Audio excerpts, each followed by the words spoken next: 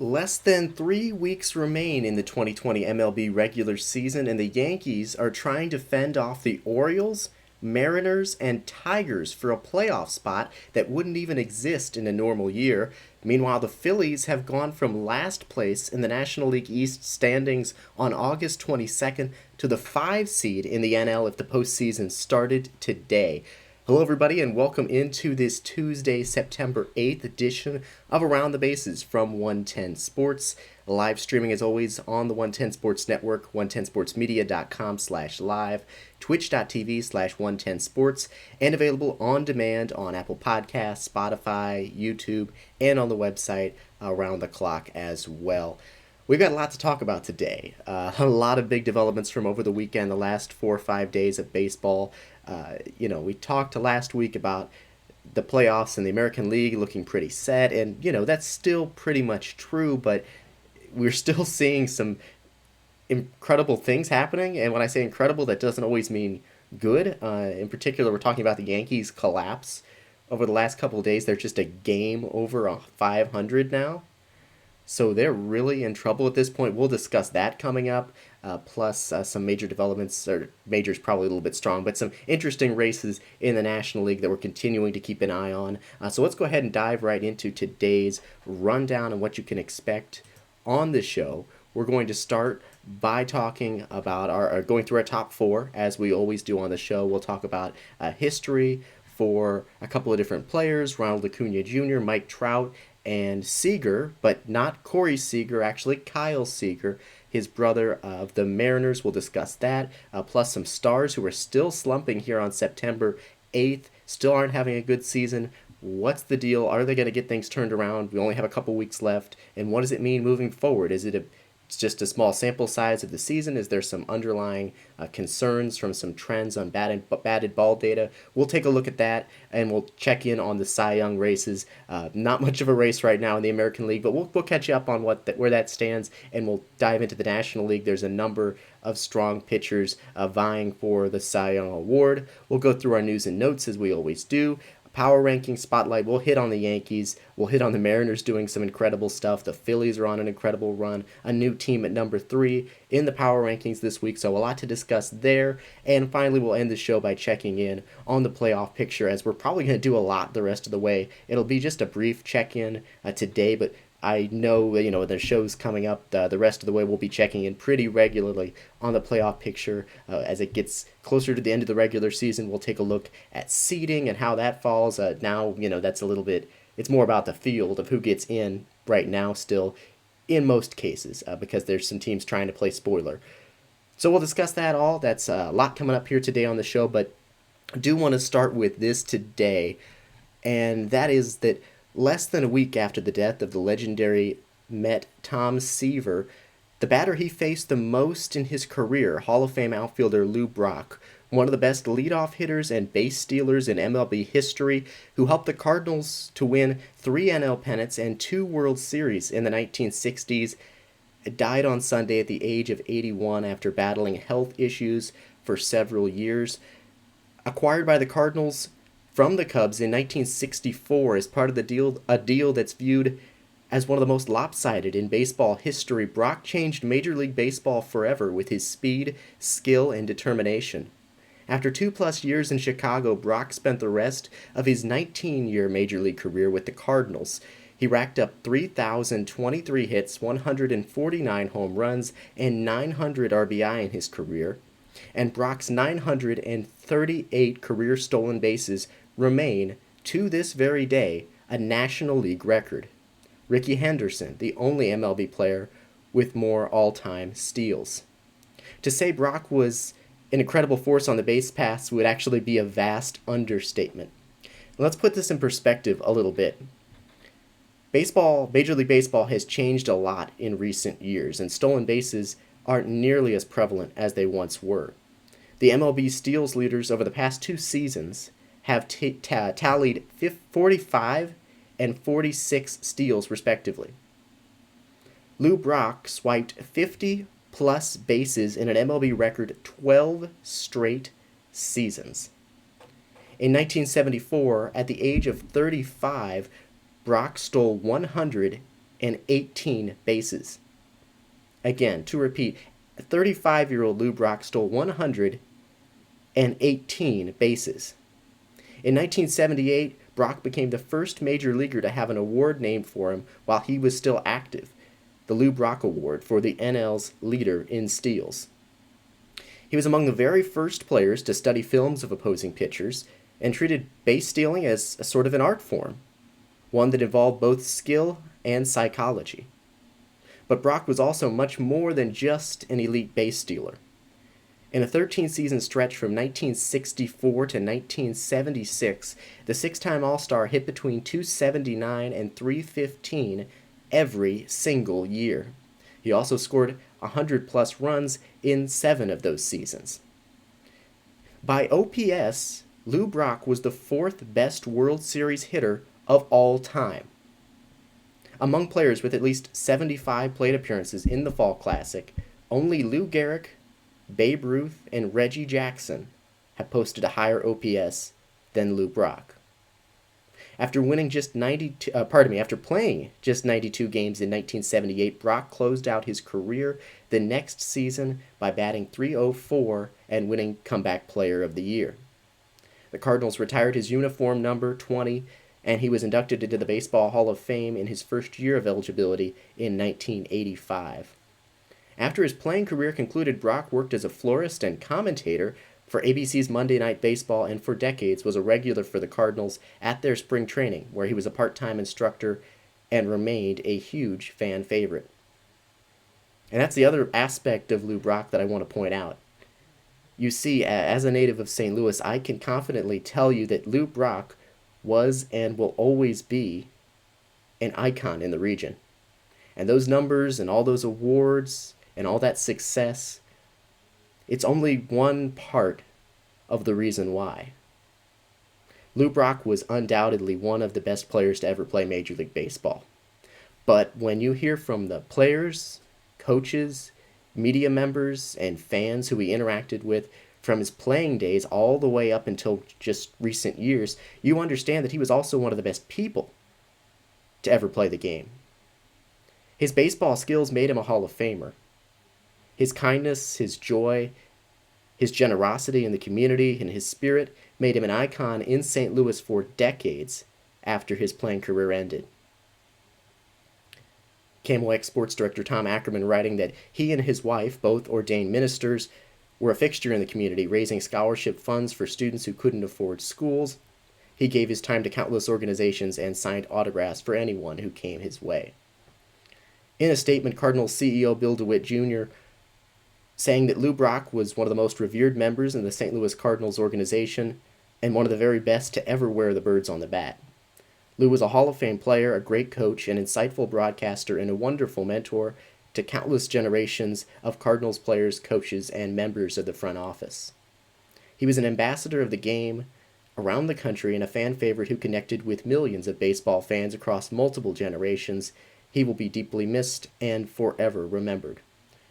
Among the many, many tributes from media members, fans, executives, former managers, Cardinal starter Adam Wainwright tweeting, and this is what he said, quote, "Lou Brock was the first person from the Cardinals organization that I met.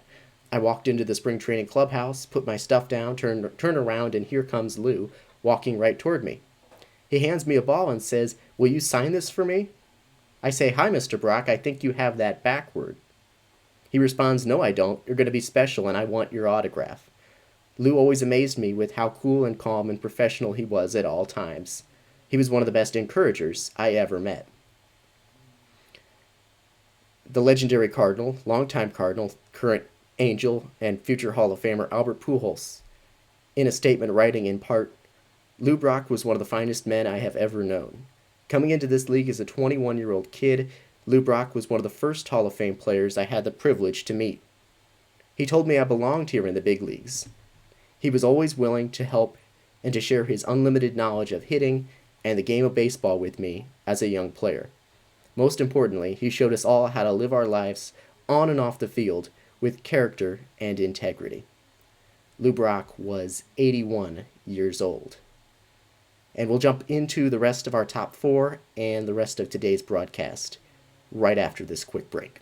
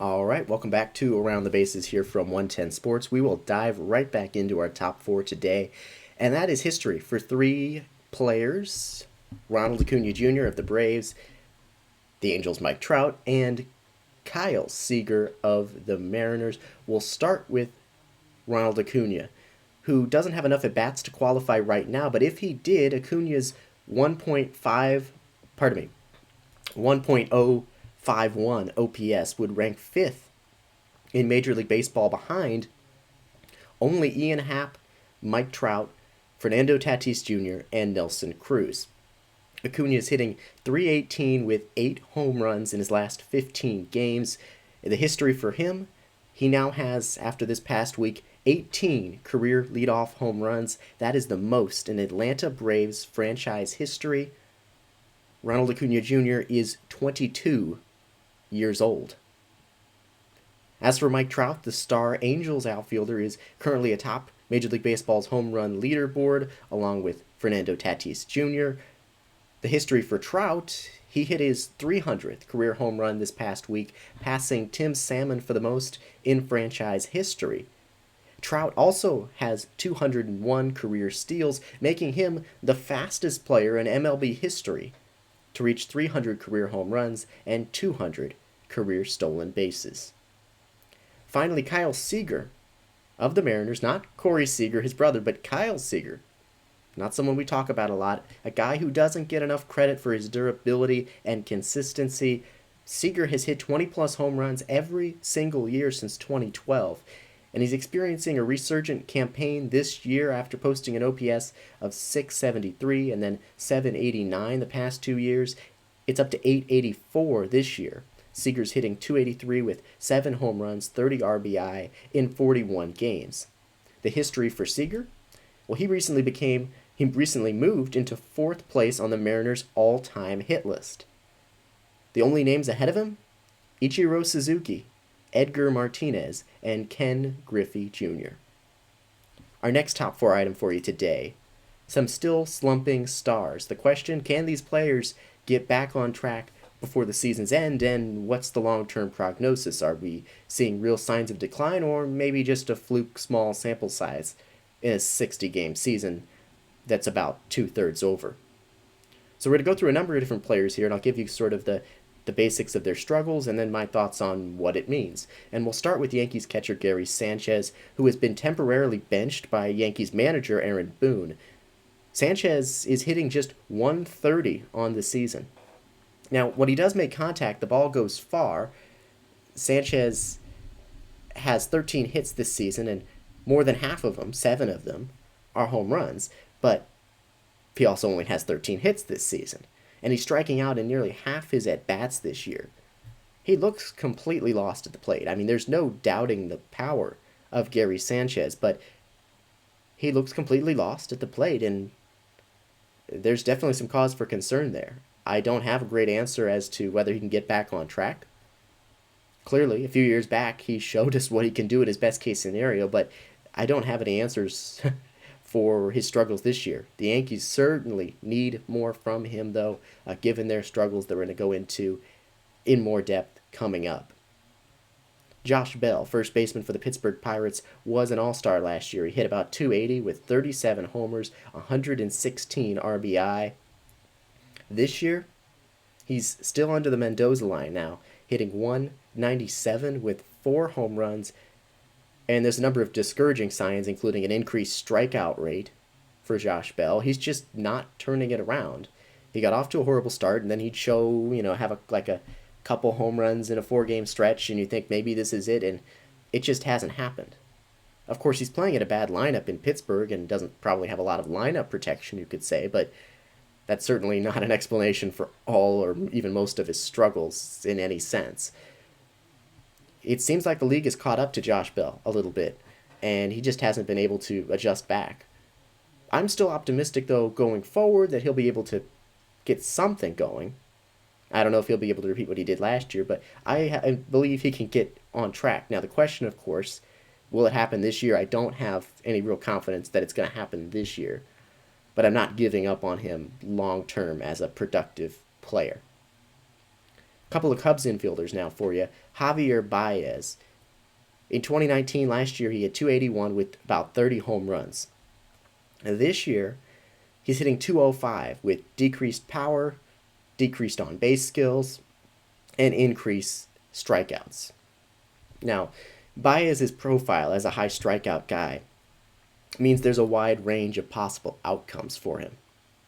2 years ago, we saw the extreme high end of Baez's potential outcomes when he hit 290 with 34 home runs. Last year, we saw, somewhere around the middle. It's still really, a very, very good year.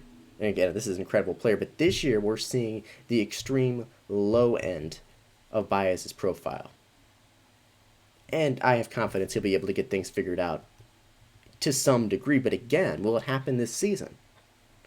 I'm going to say the same thing for a lot of these players. I don't have any real reason to suspect that he's going to turn it around this season, other than the fact that he has a proven track record as a very good player. Though one whose skill set means he will go through some rough patches, and you just can't predict when he's going to snap out of that. Another Cub infielder to highlight, Kris Bryant, the third baseman who I think could be done as a high-end talent. Then again, he has battled various injuries this year, and that could be a partial explanation for some of his struggles. He's never been better than his 2016 season, but Bryant did last year, just last year, hit 31 home runs. This year, he's hitting 200 with a .322 slugging percentage, 2 home runs in 22 games. I don't think he's that, obviously. I think he can still be a productive player, but I really am starting to feel like Kris Bryant's years as a high-end option could be coming to an end. Those could be words that come back to bite me. But again, I'm just saying it's possible given what we've seen from him in recent years. Despite those 31 homers last year, there have been some signs that he's just not going to get back to that guy who everyone thought he could be and believed he would get back to in recent years.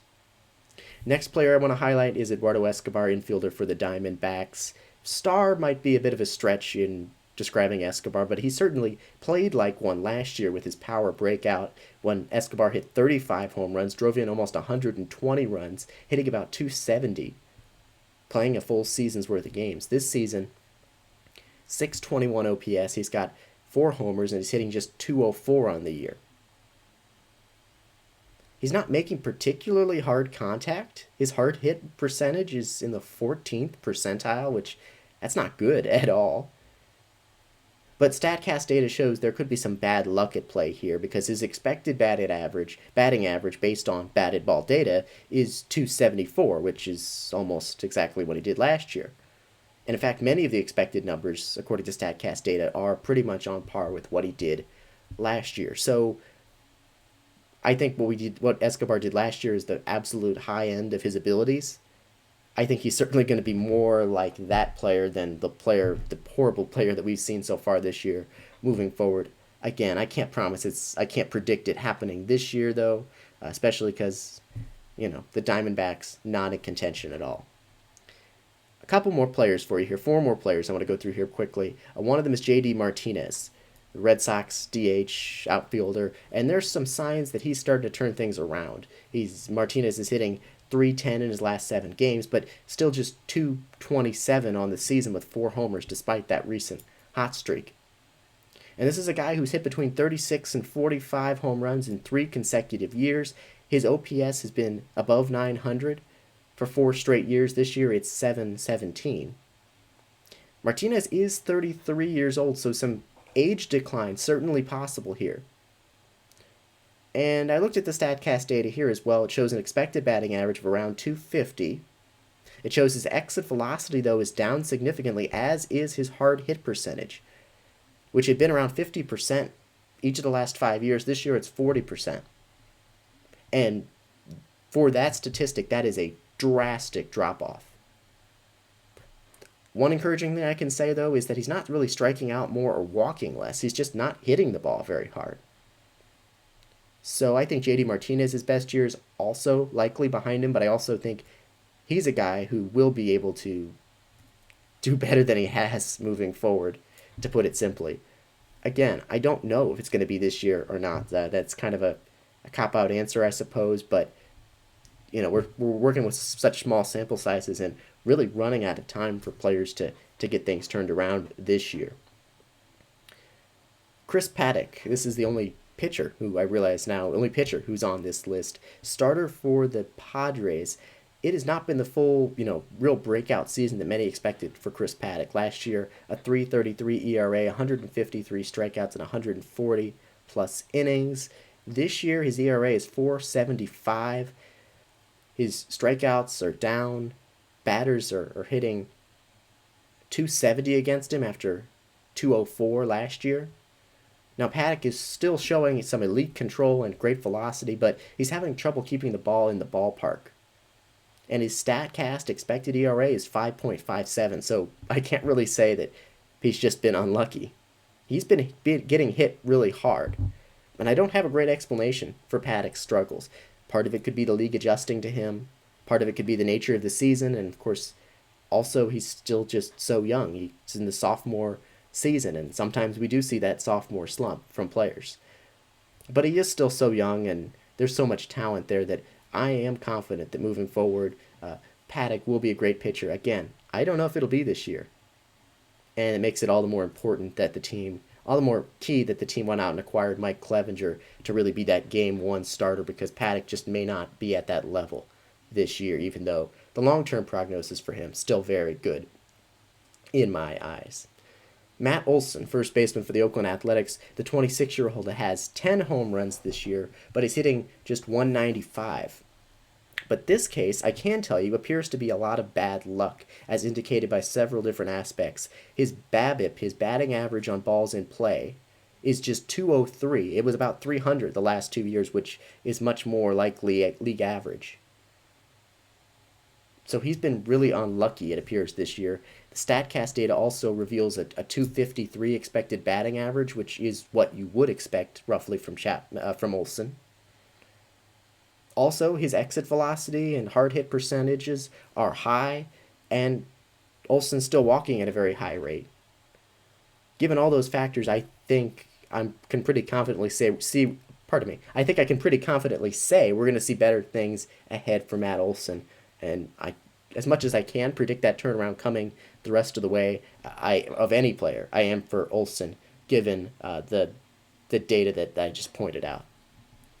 Final player I want to highlight who has been really still struggling this year is Matt Carpenter. And I say this as a Cardinals fan. I will admit I think Carpenter's likely just done as a star player. Many of the signs of decline are there for Carpenter. 2018, he had 36 home runs with a 257 batting average. Last year, 15 home runs with a 226 batting average. This year, he has 2 home runs so far this year. He's hitting 170. Carpenter's OPS has declined from about 900 to about 725 to now 600 the past 3 years, including this year. Carpenter still gets on base at a pretty good clip, but that's about it. His StatCast page is pretty much all blue, which that's not good. That means he's not hitting the ball hard, he's not squaring it up, he's striking out at a career high rate. And this just looks like a decline for the 34-year-old. No great answer here. No real reason to believe, though, that he's just been unlucky or that he'll really get things turned around, because you look at the numbers, it's just showing a pretty darn steady decline, and one that isn't showing any signs of stopping anytime soon. So that's our third top four item for today. We'll round out our top four by checking in on the Cy Young races. We'll start in the American League, where it's a one pitcher race. It's Shane Bieber, the starter for the Cleveland Indians, who, with 10 strikeouts in 5 innings against Milwaukee over just a few days ago, Bieber has now logged double-digit strikeouts in 6 of his 9 starts this year. His season numbers, he is 7-0. His ERA is 1.25. Bieber's pitched 57 and 2/3 innings. He's struck out 94 batters and walked only 14.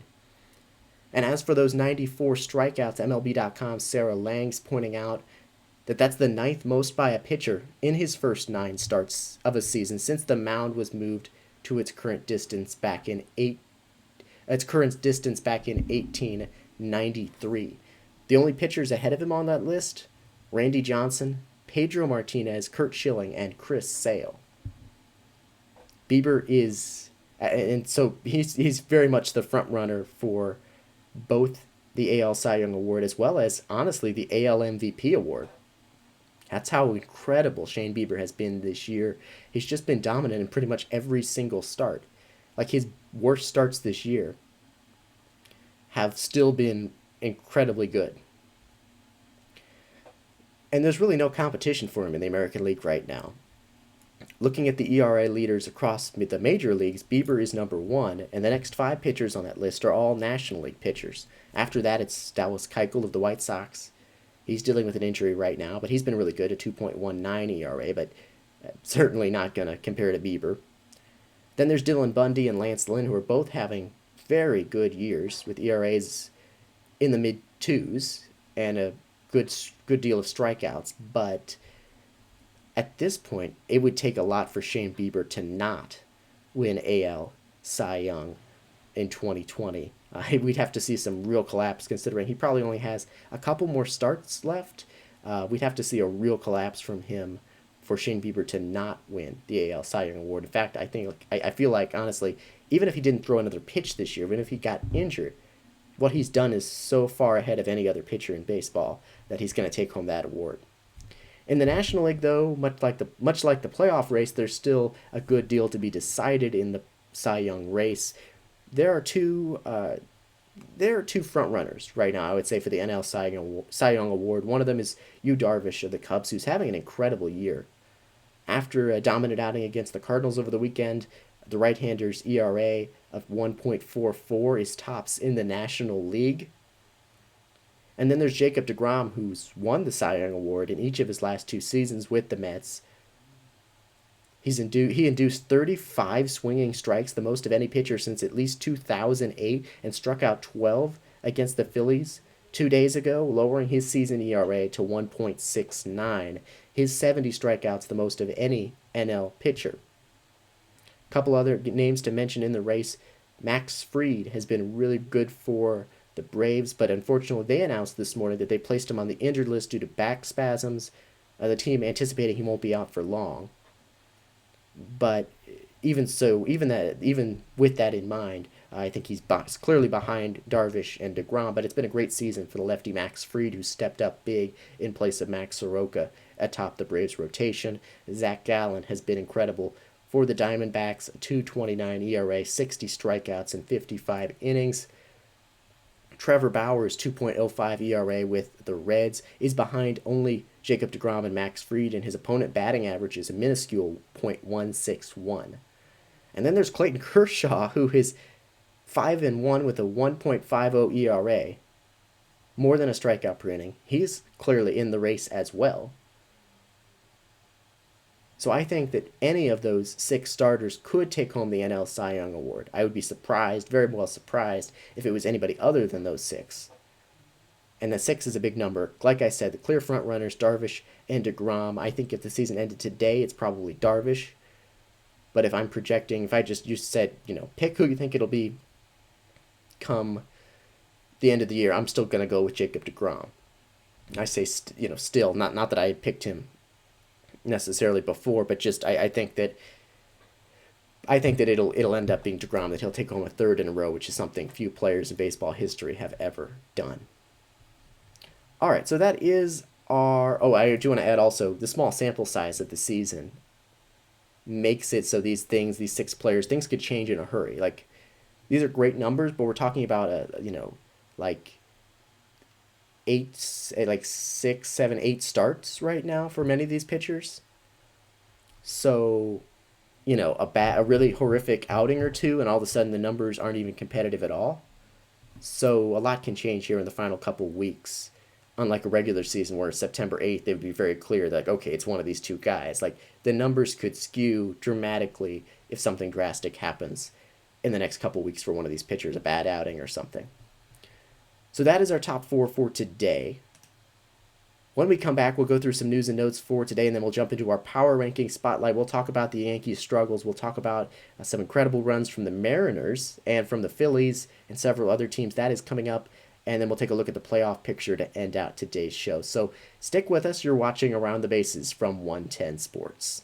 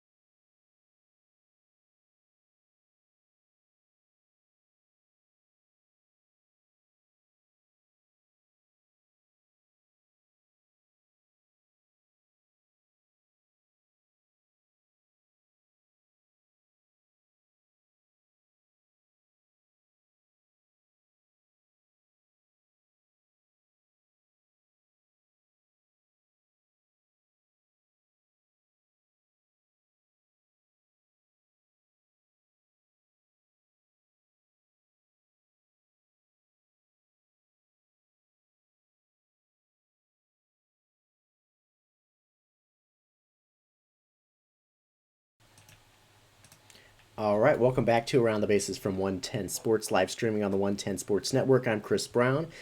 So let's go ahead and dive right into today's news and notes. Minor League President Pat O'Connor announced today that he will retire at the end of the year. O'Connor served in that position since December 2007 and has spent the last 28 years working in the minor league baseball offices. ESPN's TJ Quinn reporting that O'Connor thought he was likely going to be out anyway, with Major League Baseball expected to make some changes to the minor league baseball structure going into 2021. Padres first baseman Eric Hosmer has been diagnosed with a fractured left index finger after a misguided decision to attempt to lay down a bunt with 2 strikes in the first inning last night. He could be done for the remainder of the regular season, maybe even the postseason, awaiting the latest on Hosmer. The Cubs claimed speedy outfielder Billy Hamilton off waivers from the Mets on Monday. Tampa Bay today activated starting pitcher Ryan Yarbrough from the injured list. The Astros are expected to activate third baseman Alex Bregman from the IL today, according to Dusty Baker. He's been sidelined since August 20th due to a calf strain. Padres manager Jace Tingler said recently he's optimistic that veteran outfielder Tommy Pham, who underwent surgery on his hand in mid-August, will be able to return for the postseason. The Blue Jays placed outfielder Teoscar Hernandez on the 10-day IL with a left oblique strain. The 27-year-old had broken out this year to a .308 average, 14 homers, 27 RBI, 5 steals in 39 games. It's a big loss for the Blue Jays offensively. Twins pitcher Michael Pineda hasn't hadn't pitched to begin the season as he was serving a 60-game PED suspension. The 31-year-old recently completed that suspension and joined the Twins rotation last week in his first two starts, a 2.77 ERA, a .191 opponent batting average. He could be a big boost for the team down the stretch in a Twins rotation that now also features Kenta Maeda, Jose Barrios, Randy Dobnak, Rich Hill alongside Pineda. The Astros placed Lance McCullers on the IL and Jose Altuve as well with a neck issue and knee sprain respectively over the weekend. Big losses for the Astros undoubtedly. The Orioles placed emerging star this year, outfielder Anthony Santander, another breakout outfielder, on the injured list with an oblique strain that'll likely end his season. Cardinals lefty Kwon Hyung Kim is sidelined right now due to a kidney ailment. Yankees infielder Gleyber Torres is back with the team now. He was activated, but third baseman Giovanni Urshela is on the IL, and we'll talk more about the Yankees, like I said, in just a minute. A couple other updates coming in just now as we are on the air. The Cardinals activated Carlos Martinez from the IL. He will start today for them in one of their 2 games of a doubleheader. Top prospect outfielder Dylan Carlson was sent down, and the Royals placed outfielder Jorge Soler on the injured list due to an oblique strain. So that's your quick news and notes here today on this September 8th. So let's just go ahead and dive right into our power ranking spotlight, because there are a lot of teams I want to highlight today, and we don't have a ton of time. So we're going to go through this kind of quickly, just a couple of points for each team, but there are a number of teams that I do want to highlight here and discuss because, look, this is the home stretch, and there are some crazy things happening with the Yankees. We'll talk about them in a minute here. So let's just dive right in. As always, I publish, of course, updated power rankings of all 30 MLB teams with a paragraph for each one of them on 110sportsmedia.com every Monday. So we're going to take a look at that now, starting with 6 teams who I have trending down this week. One of them is the Texas Rangers. They were 26 last week. They're 28 this week. They curiously held on to Lance Lynn at the trade deadline, and after winning the very next day on September 1st, the Rangers have lost every game they've played since. That's 6 straight losses. Three key injured players for the Rangers, that being Corey Kluber, Jose Leclerc, and Danny Santana, will not return this season as they deal with injuries. The team is 3-17 since that Fernando Tatis Jr. 3-0 count big league grand slam. So the Rangers have been one of the worst teams in baseball over the last couple of weeks. Like I said, the last 20 games, the Rangers are 3-17. Not a lot else to say other than that. Just like, it wasn't that long ago that I was saying, oh, they weren't far from 500. They're among the teams that could make a run, and now they traded off pieces, and they look like one of the worst teams in baseball. Another team that's trending down is the Arizona Diamondbacks, who've lost 16 of their last 18 games. It's been horrendous for the Diamondbacks, who are now 27th in my power rankings this week. They traded Starling Marte to the Marlins, of course, and there's been a few positives, like Christian Walker backing up his 2019 breakout, the first baseman, and Zach Gallen's continued success on the mound, but other than that, it's just been ugly for the D-backs this year. There's just not much else to say, though, other than, they've lost 16 of their last 18 games. The Washington Nationals, the defending World Series champions, another team that is trending down. They keep falling in the power rankings, 20th last week, 24th this week.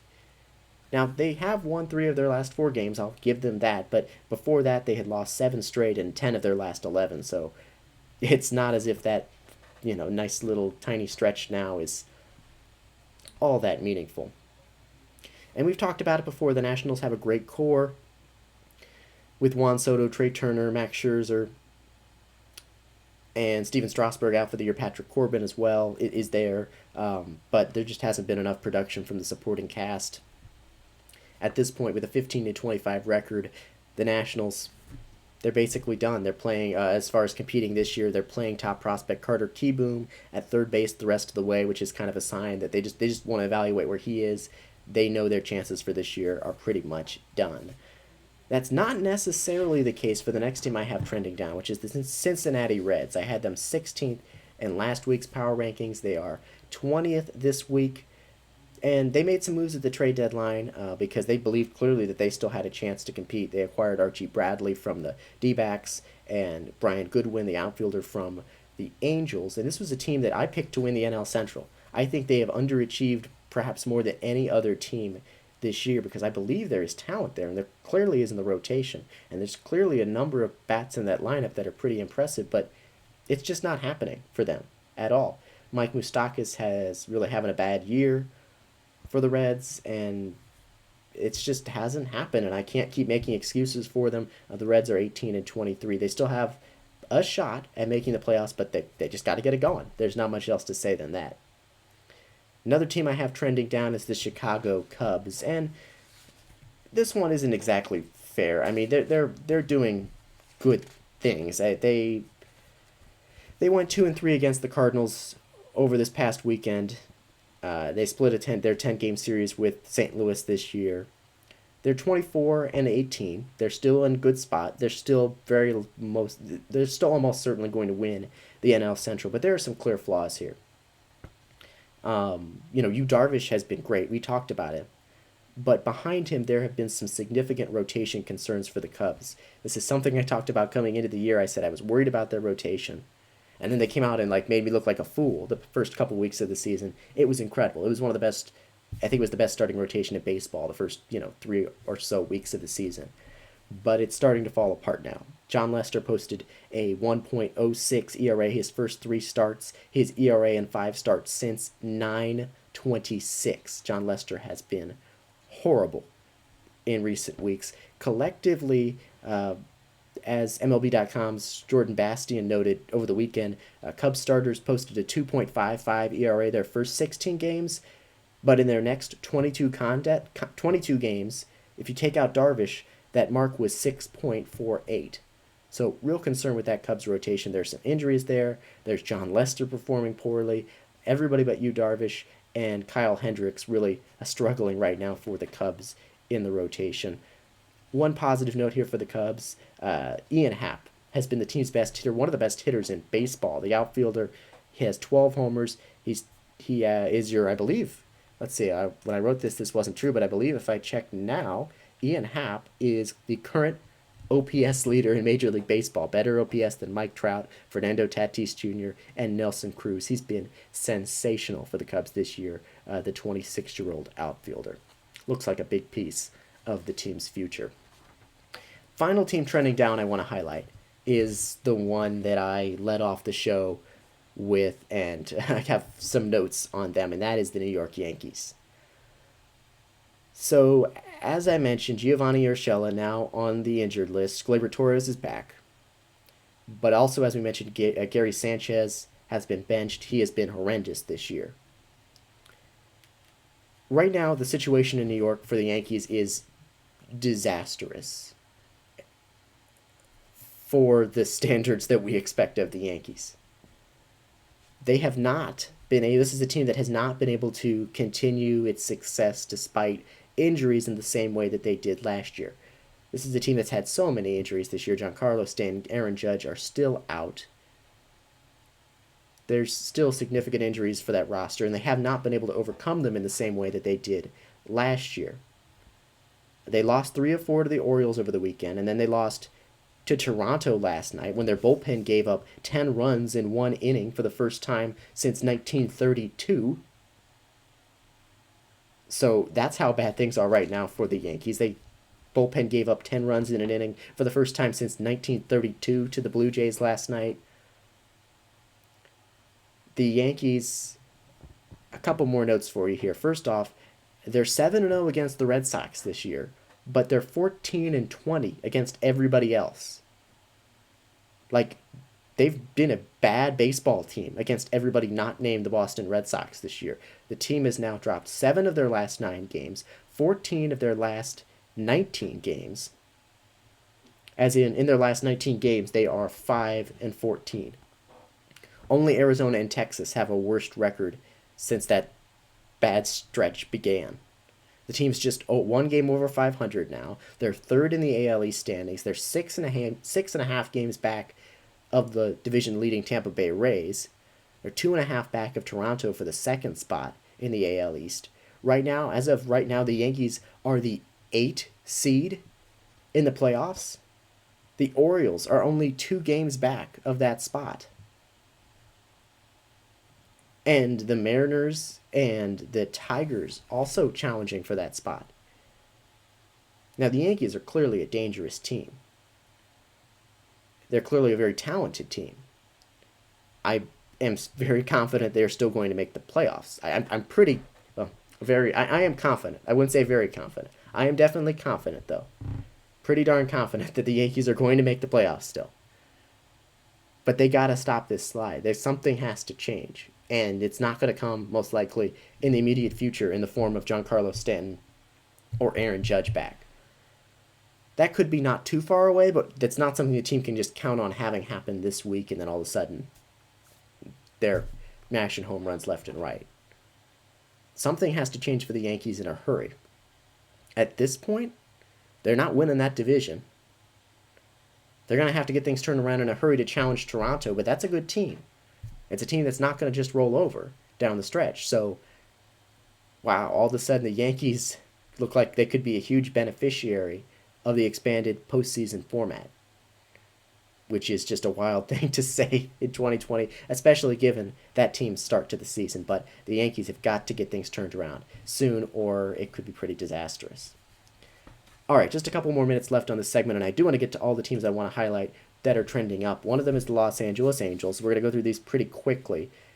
Now, it's been a really disappointing season for the Angels. They're still 17-25. I just want to highlight, though, acknowledge that they swept the Astros in a 4-game series over the weekend. They've won 8 of their last 11 games. You know, they were probably one of the biggest disappointments in baseball this year. I just want to give them credit for what they've done recently. They were 28th in last week's power rankings. They're up to 25th this week. And I do want to highlight with the Yankees. I don't think I mentioned it. Now I realize the Yankees fell out of the top 10 in my power rankings this week. They were 9th last week. They are 11th this week. Forgot to mention that. So Angels, very disappointing year, but they had a great weekend. They've been doing well lately. I want to acknowledge that. The Mariners, though, this one is wild. The Mariners were 27th in the power rankings last week. They are 21st this week. They've won 6 games in a row. They've won 11 of their last 14 games.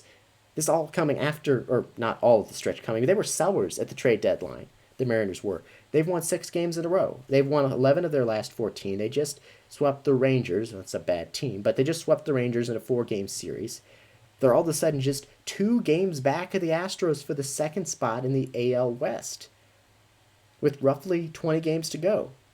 We talked about Kyle Seager having a great year. Marco Gonzalez leading that rotation has been really good for the Mariners. And all of a sudden, they're only a couple games back of the Astros for a playoff spot, despite being a clear and obvious seller, and then they did sell at the trade deadline. I mean, it's just absolutely wild. Now, I don't see the Mariners making the playoffs still. I don't see it likely. I don't see them being better than the Astros the rest of the way, but the fact that they're here it's so close to a playoff spot, September 8th, is remarkable. It's remarkable. So I don't have any great, I figured out what's made the Mariners so good and it's going to end. I don't have a great take other than that they're doing something incredible right now. This is something we're going to need to follow closely in the days and weeks ahead. Another team to highlight, the Giants. The Giants were 22nd last week. They're up to 16th this week in my power rankings. They have won 6 of their last 8. They are currently in the playoffs right now. The San Francisco Giants, if the playoffs started today, are currently in the playoffs. They would be the 7 seed, the first wild card, along with the Marlins as the second wild card. They're 500 right now. This is a team that had, an incredible performance last week. We talked about at Coors Field, but they've just had an incredible offense. Like, their pitching staff has been troublesome, and that would be a huge concern. I don't, that's what's limiting them. That's why I'm not thinking that they have any chance of being really, really good. But that offense with Brandon Belt, Mike Yastrzemski, Donovan Solano, Alex Dickerson, Wilmer Flores, all having great years for this team. So So, I just want to give credit where credit's due to the Giants. They're a playoff team right now, and I don't have an explanation for it other than that they've just had an incredible offense, and you only have to be about a 500 team to make the playoffs, and then especially in the National League. They're a playoff team right now, the San Francisco Giants. Now we do get to a team that has been one of the hottest in baseball, and that's the Philadelphia Phillies. They're up to 12th in the power rankings this week. Despite 2 losses to close out the weekend, the Phillies have been one of the hottest teams in baseball. They've won 11 of their last 14 games. Rhys Hoskins is heating up, the first baseman. Zach Wheeler has pitched really well. And Joe Girardi's team now looks incredibly likely to make the playoffs. This is the team that, as I mentioned, was in last place in the NL East just a couple weeks ago. They made the moves for some relievers at the deadline. Some guys started performing at a higher level on the offensive end in particular. And the Phillies are a likely playoff team now, showing what they can do, and that's good to see because that's a team that I know has talent that I was hoping would finally show it this year. They're 20-17. The Atlanta Braves are another team I want to highlight. They've lost 3 of their last 4 now, so the fact that they're trending up is a little bit strange, I know, but before that they had won 9 of their last 12. Marcell Ozuna, Adam Duvall, Ronald Acuna Jr., their outfielders are hitting home runs left and right. Freddie Freeman hit 2 grand slams over the weekend, his first grand slams of his career after like 10 years, more than a decade in the majors. The Atlanta Braves, not much else to say on them. This is a very much a playoff team. This is the NL East leader, the 2nd seed in the NL playoff field if the season ended today. So not much else to say on the Braves. The Padres, the last team I want to highlight because they are up to 3 in the power rankings. They were 6 last week. They walked off the Rockies last night to move to 26-17 on the year. They have the 2nd most wins of any National League team. They haven't slowed down one bit. We talked about Chris Paddock's struggles, but starter Zach Davies has been exceptional this year at 2.23 ERA. Fernando Tatis is obviously incredible, and the Padres aren't gonna pass the Dodgers for the NL West lead, but they're gonna make the playoffs for the first time in 14 years, and they have the roster of a legitimate World Series contender. Though I will say that Eric Hosmer injury, it does hurt them. Not doesn't change their great picture for the Padres, but that is a blow to the Padres, no doubt, that we talked about earlier. So the Padres, number 3 in this week's power rankings. A quick look at the top 5. I have the Dodgers, of course. They're number 1 again. Don't need to say much about that. The Rays, who are 22-6 in their last 28 games, they're still in the 2nd spot, rounding out the top 5. Behind the Padres are the White Sox, who remain in 4th this week, and the A's, who dropped just a couple spots from 3rd to 5th. Still a great team, undoubtedly. So that's our power ranking spotlight for today on this Tuesday, September 8th. We're going to go ahead and take our final break of the show. Just a few minutes left. We'll come back, take a very brief rundown, just the basics on the current playoff field, the playoff picture, what it looks like. We'll discuss that next to wrap up today's show here on Around the Bases from 110 Sports.